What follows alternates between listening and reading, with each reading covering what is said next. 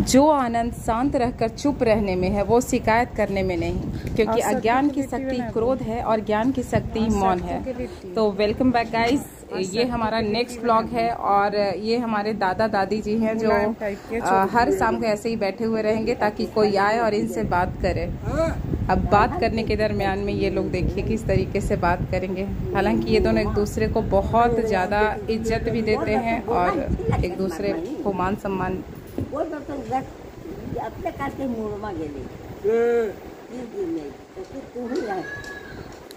तू ना समझ लिया तुम।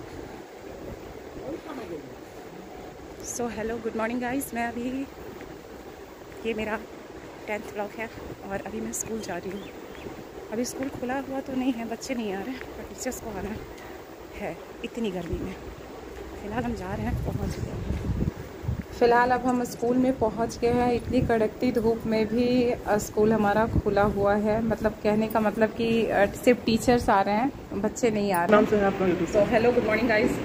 फ़िलहाल हमारे पास ब्लॉग बनाने के लिए कोई ये क्या बोलते हैं, कोई मुद्दा को इंग्लिश में क्या बोलते हैं, कोई हमारे पास सब्जेक्ट है नहीं। तो फिलहाल अभी गर्मियों का मौसम चल रहा है और गर्मी के मौसम में स्टार्ट है हमारा। हाँ, गर्मी के मौसम में सभी लोग आम खाते हैं।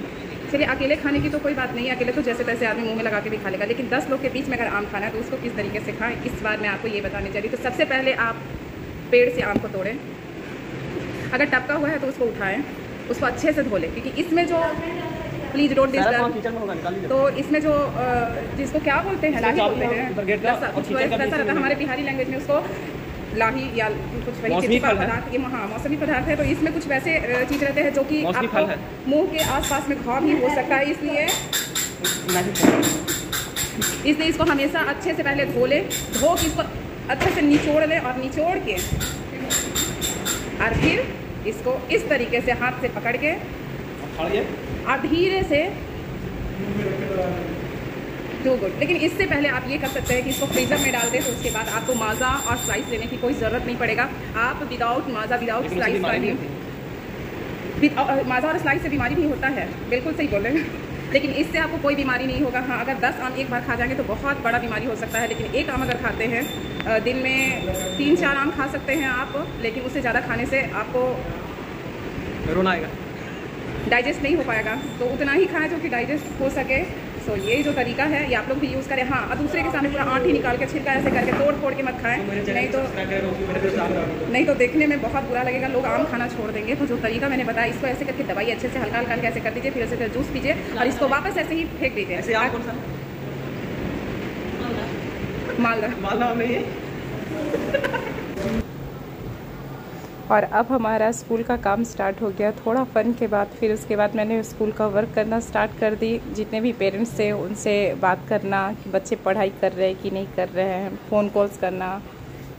तो बच्चे का भी केयर करना बहुत ज़रूरी है, क्योंकि गर्मी की छुट्टी में सिर्फ मोबाइल में और टीवी में लगे हुए रहते हैं। तो फ़ोन कॉल के ज़रिए उनसे कुछ क्वेश्चन मैं पूछ रही थी, ताकि बच्चों को भी लगे कि नहीं मैम का ध्यान है मेरे पे।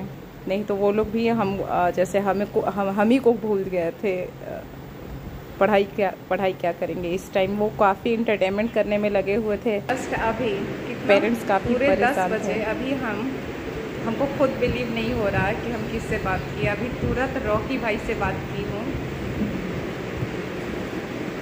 इनके ज़रिए, राधे श्याम सर के ज़रिए।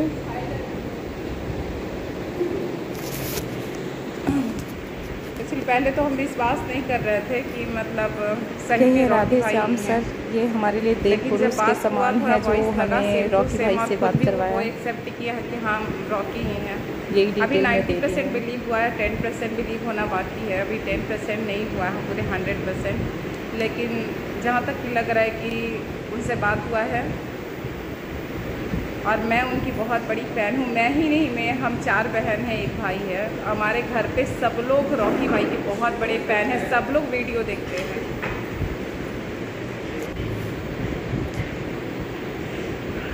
भाषा वह साधन है जिसके द्वारा हम अपने विचारों का जो भी मैंने बच्चों को क्लास में पढ़ाया, कुछ क्वेश्चन पूछ रही है, कुछ बच्चे जवाब दे रहे, कुछ बच्चे नहीं भी जवाब दिए। बेटा ऐसा है कि हम दूर रह के भी समझ सकते हैं कि तुम क्या पढ़ रही हो क्या नहीं पढ़ रही हो। 2-3 क्वेश्चन पूछे कि सारा दिमाग से तुम्हारा निकल चुका है। क्लास में तो सारा कुछ बता देती थी, ये 1 महीने से भी कम का छुट्टी हुआ, सब भुला के बैठ गई।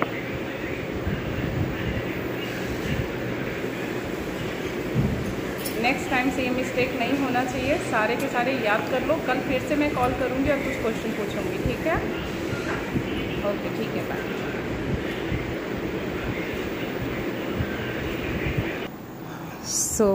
स्कूल में जब बच्चे नहीं रहते हैं तो बिल्कुल लगता है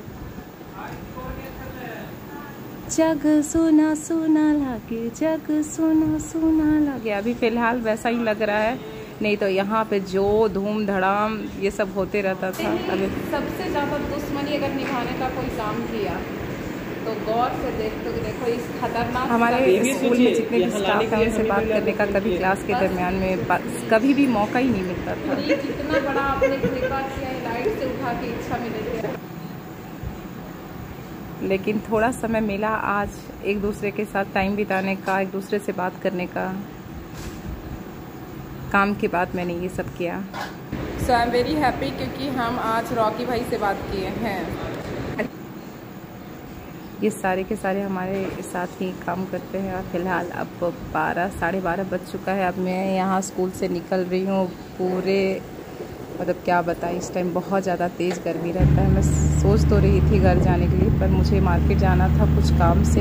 अभी फ़िलहाल ये ऑटो का कंडीशन देखिए, इसमें ड्राइवर कौन है प्लीज़ कमेंट कीजिएगा। ड्राइवर है कहाँ यहाँ पे?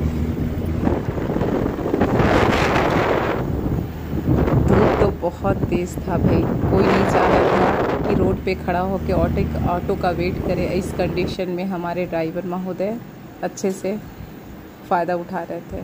फ़िलहाल यही हमारा आम का बगीचा है जहाँ पे सुबह शाम आम गिरते रहता है और हम लोग उठाते तो हैं पर खाते नहीं हैं, क्योंकि ये आदर्श को नहीं खाना इस वजह से।